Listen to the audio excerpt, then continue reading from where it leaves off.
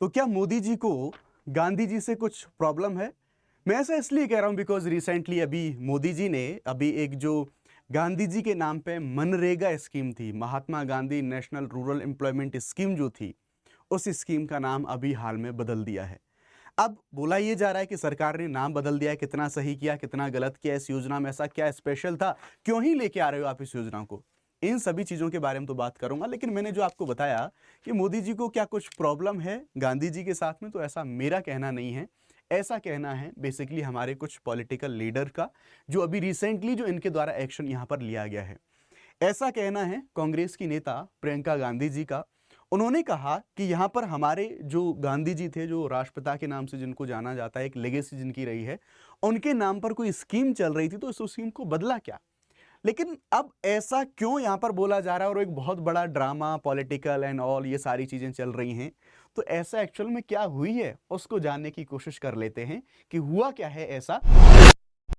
दरअसल मैं ये बातें यहाँ पर सारी इसलिए कर रहा हूँ बिकॉज रिसेंटली अभी मोदी जी के द्वारा, फिर मैं कहूँगा इस प्रेजेंट गवर्नमेंट के द्वारा, जो मनरेगा स्कीम थी, जो कि महात्मा गांधी जी की लेगेसी को या फिर उनके नाम को उनके सम्मान में यहाँ पर रखा गया था, जो कि रोजगार गारंटी योजना थी एक ग्रामीण क्षेत्रों के लिए, इस योजना को अभी यहाँ पर बदल दिया गया है और इस योजना को नए नाम के साथ बदला गया है और इस योजना का नाम है वीबी जी राम जी। ये इस योजना का नाम है, ये शॉर्ट में। डिटेल में अभी इसके बारे में सब कुछ डोंट वरी धैर्य से बताऊंगा, पूरा डिटेल में बताऊंगा, बस वीडियो को अंत तक देखिएगा।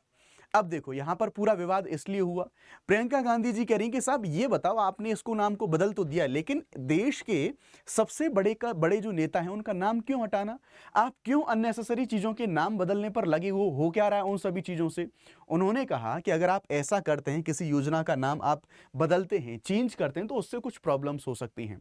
और वो प्रॉब्लम है कि मान लो आपने कोई योजना का नाम चेंज किया, उसमें बहुत सारे कागज स्टेशनरी का जो खर्चा है वो खर्चा आएगा अननेसेसरी। आप जो पैसे का खर्चा है वो जनता के टैक्स के पैसे को आप लोग जो दूसरी चीजों में खर्च करना चाहिए वहां पर नहीं, बल्कि इन नाम बदलने वाली चीजों में आप जो जनता का पैसा है उस पैसे को खर्च कर रहे हैं।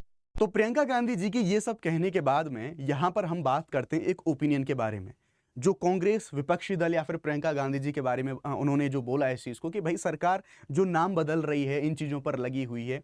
इस पर मैं आपको अपना ओपिनियन तो बताऊंगा। मैं कह सकता हूं यहां पर कि हाँ बिल्कुल सही बात है कि क्या सिर्फ नाम बदलना काफी है, या फिर क्या उस पुरानी योजना में और नई योजना में आपने कोई बहुत सिग्निफिकेंट अंतर लाया है। उस अंतर को तो मैं आपको बताऊंगा। काइंड ऑफ मुझे तो थोड़ा सा मजाक चीजें ज्यादा लग रही हैं कि आप 100 दिन की बजाय 125 दिन का रोजगार देने के नाम पर आपने गोल गोल बातें घुमाई ना, और सच और ऐसा आपने कुछ बहुत बड़ा किया नहीं है।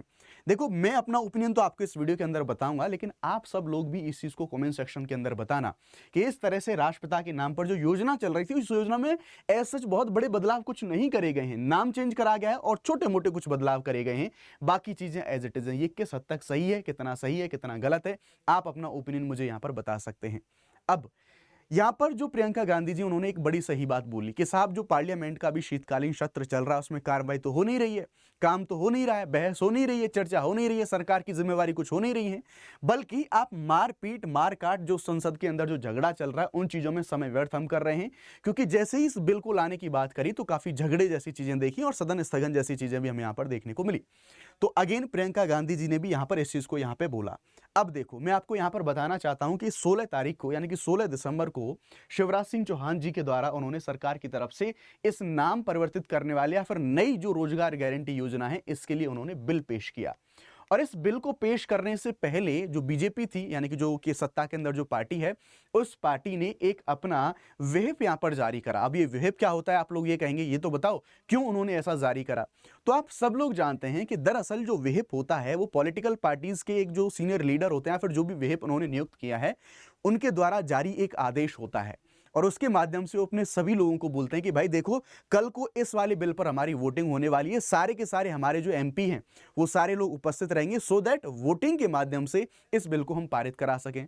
अब आपको यूपीएससी का अभ्यर्थी होने के नाते अगर व्हिप का नाम यहां पर आया तो आपको यह भी पता होना चाहिए कि जब व्हिप की बात करी जाती है और अगर आपने व्हिप की बात नहीं मानी, अगर आप उपस्थित नहीं हुए, पक्ष में आपने अगर उन्होंने बोला है पक्ष में आपने मतदान नहीं किया, तो और आपको माफी नहीं मिली तो इस कंडीशन में ये एंटी डिफेक्शन लॉ के तहत एक सांसद की अयोग्यता का आधार भी बन सकता है। आप इस चीज को जानते हैं, तो एंटी डिफेक्शन लॉ से भी आप यहां पर थोड़ा सा कनेक्ट करने की आप यहां पे कोशिश करेंगे चीजों को। अब मैं आपको बताऊंगा कि इस पुराने कानून में और नए कानून में ऐसा अंतर ऐसा सच है क्या, क्यों इस पर इतना ज्यादा विवाद हो रहा है। लेकिन उससे पहले मैं आपको कुछ जरूरी जानकारी है वो मैं आप तक पहुंचाना चाहूंगा। आप अनअकैडमी के प्लस कोर्सेज का जो ह्यूज 50% का जो ऑफर है वो केवल और केवल कल तक के लिए, कल ये ऑफर खत्म हो जाएगा, तो आप इसको अवेल कर सकते हैं, जिसमें आपको 50% तक आपको डिस्काउंट तो मिल ही रहा है, उसके साथ साथ CSC अश्योर्ड 2 साल तक के ऊपर के सब्सक्रिप्शन के लिए वो मिल रहा है आपको, जिसमें आपको ये सारे प्राइजेस इतने समय के लिए, ये प्राइजेस आपको ऑफर के बाद इतने प्राइसेस से चीजें शुरुआत होती हैं, 19,999 से शुरुआत होती है। और ध्यान रखिएगा, अगर आप कोई भी प्लस कोर्स परचेज करते हैं तो शुभ 50 कोड लगा सकते हैं, जहां पर आप UPSC की तैयारी में मेरे साथ जुड़ सकते हैं इंडियन पॉलिटी, कॉन्स्टिट्यूशन और इंटरनेशनल रिलेशंस के लिए। चलिए आगे बढ़ते हैं। तो हमारे जो बैचेज हैं वो 15 तारीख से सारे के सारे बैचेज हिंदी इंग्लिश बाइलिंगुअल वो सारे बैचेज शुरू हो चुके हैं। अब हम बात करेंगे यहां पर इस स्कीम के बारे में। तो आइए बात करते हैं Mahatma Gandhi national rural employment guarantee act, जिसे हम मनरेगा के नाम से भी हम यहां पर जानते थे। ठीक है, इस स्कीम को सामान्यतः मनरेगा के नाम से बात करी जाती थी। और ये जो स्कीम है इसे विकसित भारत गारंटी फॉर रोजगार यानी कि VBG राम जी इस नाम से इस स्कीम को यहां पर लाया गया, विकसित भारत गारंटी फॉर रोजगार एंड आजीविका मिशन ग्रामीण। अब एक जो शब्द है ना कमाल का, सरकार मतलब मेरे को लगता है पता नहीं सरकार क्यों, कई बार तो सरकार हवा हवाई भी शायद कर देती है। विकसित भारत आप नरेगा के माध्यम से विकसित भारत करेंगे। दूसरी बात, वो एक आधारभूत मामला है, एक आधारभूत आय का जुगाड़ है एक, लेकिन आपने जो बदलाव किए हैं आप कह रहे हैं कि ये विकसित भारत के अनुसार है। क्या किया है आपने? 25 दिन एक्स्ट्रा बढ़ा दिए हैं। 25 दिन का जो सामान्य बेस होता है 250 रुपए लगभग मनरेगा के अंदर कितना होता है, 6,000 कुछ रुपए बनेगा वो। क्या आप 6,000 कुछ रुपए एक व्यक्ति को एक साल में प्रोवाइड करा देंगे, उससे भारत विकसित हो जाएगा?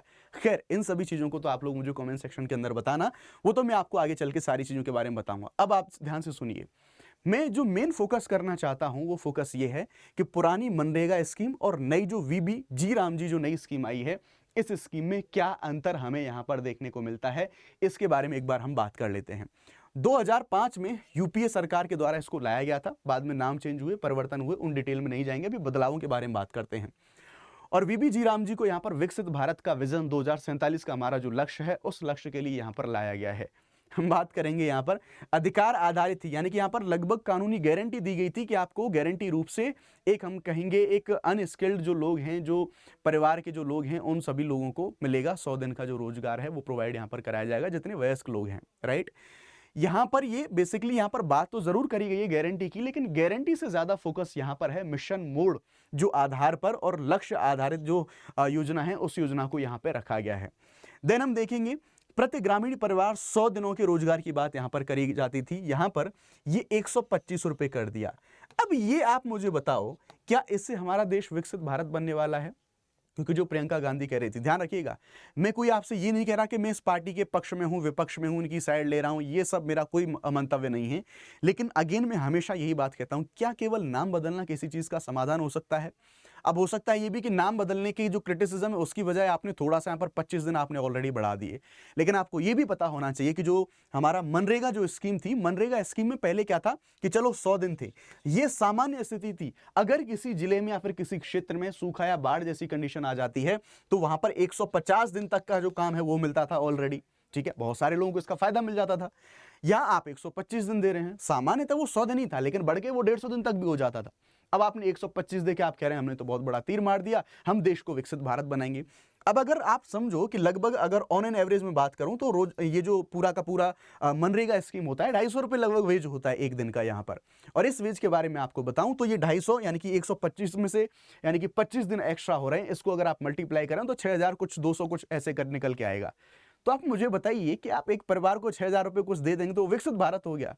मतलब मुझे ऐसा लगता है कि जो बात बोली जा रही थी कि जो वाकई में जो करने वाले काम है, पार्लियामेंट के अंदर जितने डिसरप्शंस हो रहे हैं, जो कार्रवाई नहीं चलने दी जा रही है, जनता के टैक्स का प्रति मिनट लाखों का खर्चा आता है उस कार्रवाई में, वो काम नहीं चलने दिया जा रहा है, बार बार डिसरप्शंस हो रहे हैं। और इतना ही नहीं, मैं ये कह रहा हूं कि जो समस्या थी मनरेगा में, उन समस्याओं को आप एड्रेस कर लेते, उसी चीज को चलने देते, उसमें क्या प्रॉब्लम थी। लेकिन नहीं, कई बार हमारी सरकार का जो फोकस होता है वो फोकस होता है नामों को परिवर्तित करने में, नामों को चेंज करने में, वो चीज हमें यहां पर देखने को मिल रही है। ना अब मैं आपको कुछ बेसिक डिफरेंस कुछ ग्राफ एंड इन्फोग्राफ के माध्यम से दिखाना चाहता हूं जो कि आपके लिए इंपॉर्टेंट हो सकते हैं। जैसा मैंने बताया यहां पर 100 दिन था, यहां पर 125 दिन है। ये जो मनरेगा स्कीम थी पुरानी, ये 100% सेंट्रली फंडेड थी, यानी कि पूरी तरह से इसमें जो पैसा है वो केंद्र सरकार के द्वारा दिया जाता था। लेकिन यहां पर क्या हो रहा है, यहां पर इसे 60-40 के सेंटर स्टेट जो स्प्लिट है, यानी कि 60% केंद्र सरकार और 40% जो राज्य सरकार है वो खर्चा करेंगी। अब प्रॉब्लम ये है कि आपने 40% ऑलरेडी स्टेट्स के ऊपर डाल दिया। राज्य जब हम बात करते हैं, जब हम अपना संघीय जब रिश्ते या फिर हमारे जो केंद्र राज्यों के संबंध हैं, जब हमारे फिस्कल रिलेशंस हैं उनके बारे में हम बात करते हैं, तो हम जानते हैं कि जो हमारे राज्य हैं, यहाँ पर पंचायतें रो रही हैं राज्यों से कि हमें पैसा दो, हमारे पास पैसा नहीं है। यहाँ पर राज्य रो रहे हैं केंद्र सरकार से, हमें पैसा दो, हमारे पास पैसा नहीं है। अब ऑलरेडी आपने जो पैसे का जो ट्रांसफर है वो राज्यों को और कर दिया। यहाँ पर एक प्रॉब्लम ये और देखने को मिलेगी।